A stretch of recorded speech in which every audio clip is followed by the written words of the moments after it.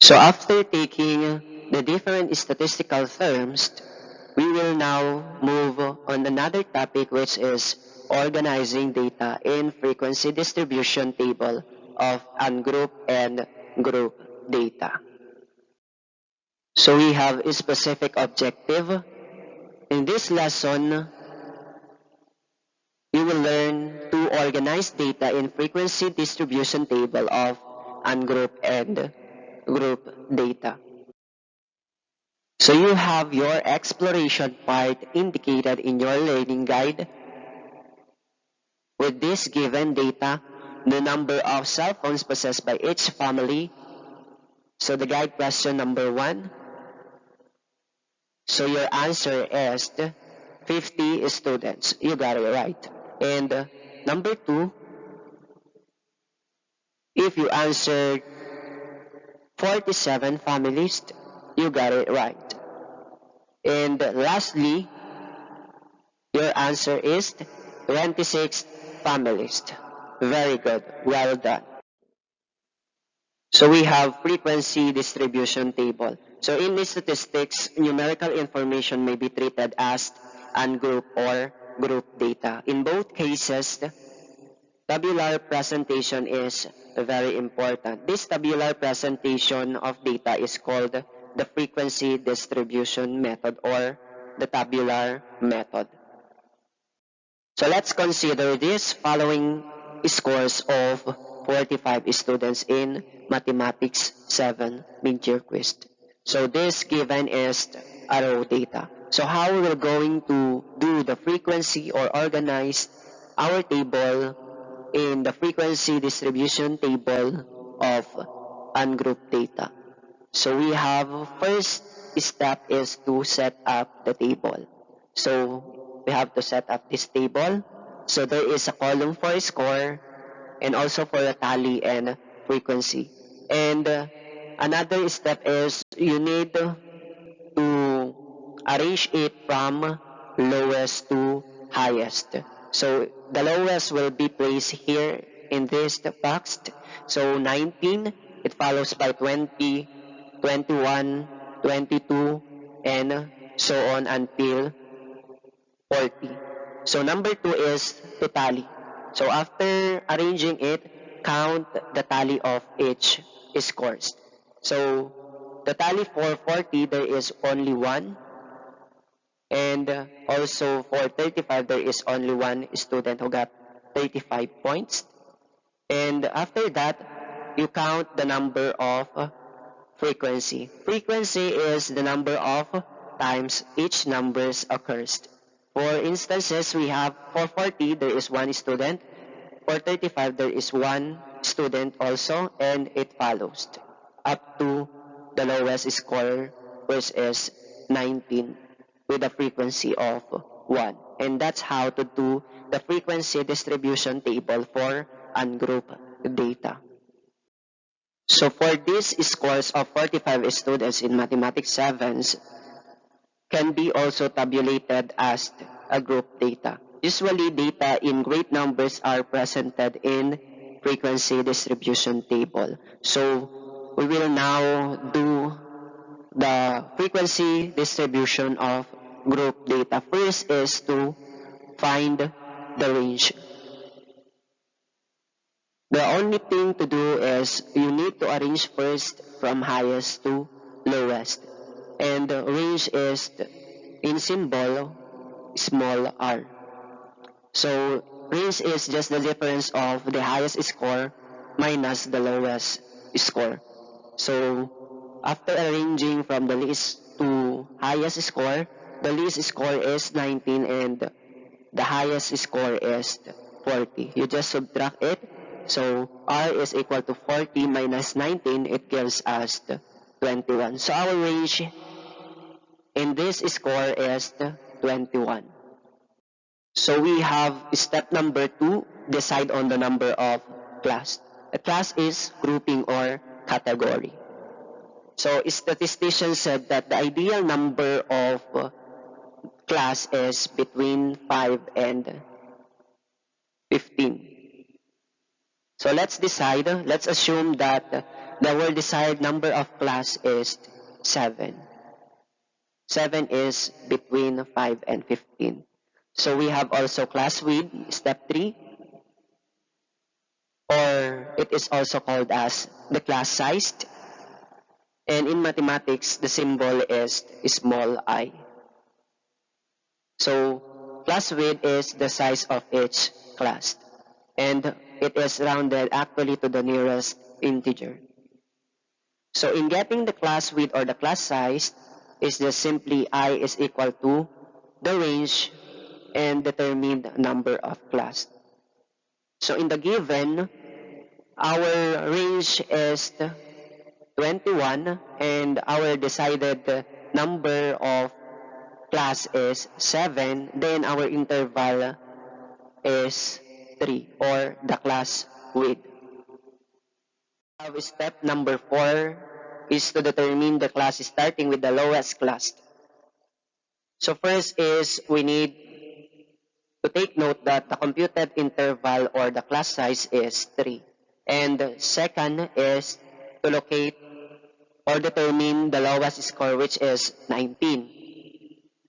You just add the lowest score to the interval and subtract 1. And it gives us 19 plus 3 minus 1 is 2, gives us 21.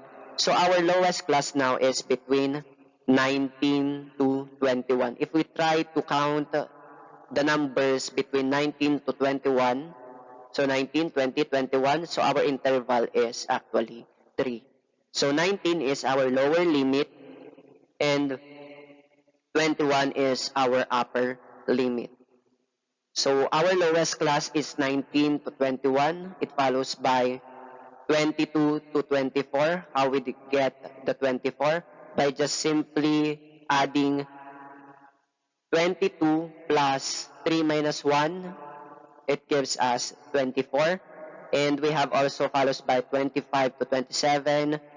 We add 3 again, 28 to 30, 31 to 33, plus 3 again, 34 to 36, 37 to 39, up to 40 to 42. And then, get the tally of the scores of students between 19 to 21. There is actually 6 students who got the score between 19 to 21.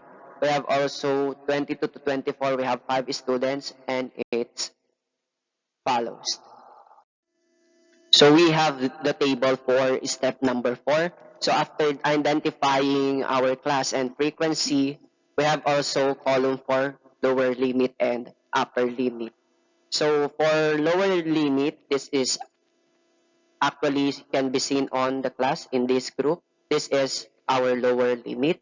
We have 40, 37, 34, 31, 28, 25, 22, and 19. And for upper limit, we can see on the column 4 class, and this is our upper limit, this group. We have 42, 39, 36, up to 21.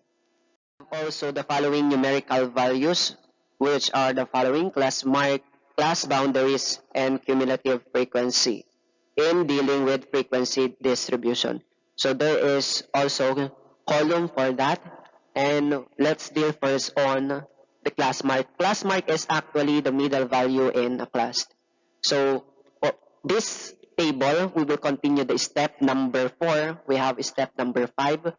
Let's have a column for our class mark. In class mark, it is just simply adding the class and divide it by 2. So for some instances, let's have this formula or computation for our class 40 to 42. So we just simply add 40 plus 42, it gives us 82, and divide it by 2, it gives us 41. So our class mark in this class is 41. And for 37 to 39, we just add it and divide it by 2. It gives us 38. And it follows 35, 32, 29, 26, 23, and 20. Also, column for our second numerical values, which is class boundaries. Class boundaries are often described as true limits because these are more precise expressions of the class limits. And we have two classification of class boundaries. We have the lower boundary and the upper boundary. In getting the lower boundary is you just subtract zero point 0.5 to the lower limit, while to the upper boundary you just add zero point 0.5 to the upper limit. So let's continue our table. For this column, this is intended for our lower boundary. And for this column, this is intended for upper boundary. So in getting the lower boundary, we need our lower limit, which is this. So we just subtract 0.5.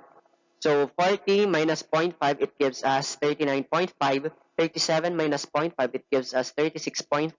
34 minus 0.5, it gives us 33.5. And it follows 30.5, 27.5, 24.5, 21.5, and 18.5. For upper boundary, we just add 0.5 to our upper limit. So upper limit is 42. We add 0.5, it gives us 42.5. 39 plus 0.5, it gives us 39.5. 36 plus 0.5 is 36.5. And it follows 33.5, 30.5, 27.5, 24.5, and 21.5. To finalize our table for frequency distribution for group data, we have the last one, the column for our numerical values for cumulative frequency. There are two kinds of cumulative frequency. We have less than cumulative frequency and greater than cumulative frequency.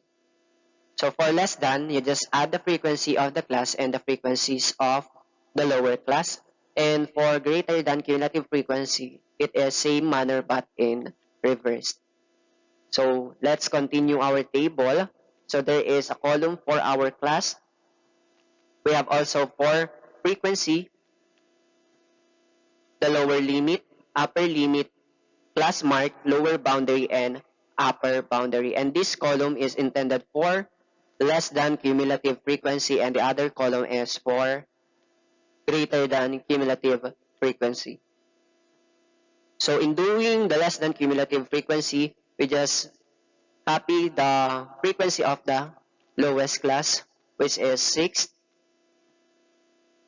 and then add to the next frequency of the next class, which is 5. 6 plus 5, it's 11. 11 plus 15, it's 26. 26 plus 14 is 40. 40 plus 2 is 42. 42 plus 2, it's 44. 44 plus 0 is 44. 44 plus 1 is 45.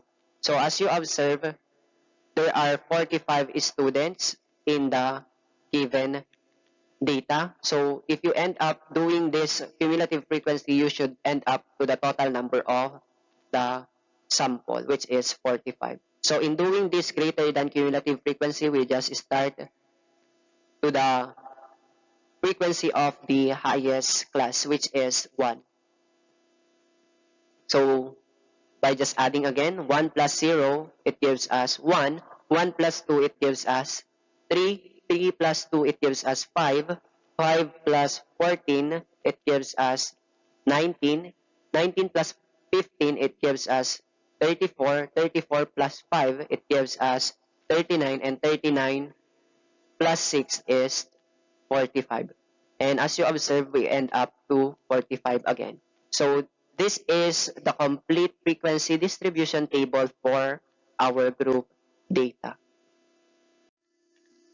So after watching this video, take the given practice, and if you're done, you can look the answer key attached on the learning guide given for you to verify your answer if it is correct or wrong. If you have any questions, you just send your message during our class. And for your summative task for this week, entitled is Statistical Table, your Activity 3, that is consists of 15 points. You just refer on the last page of the learning guide.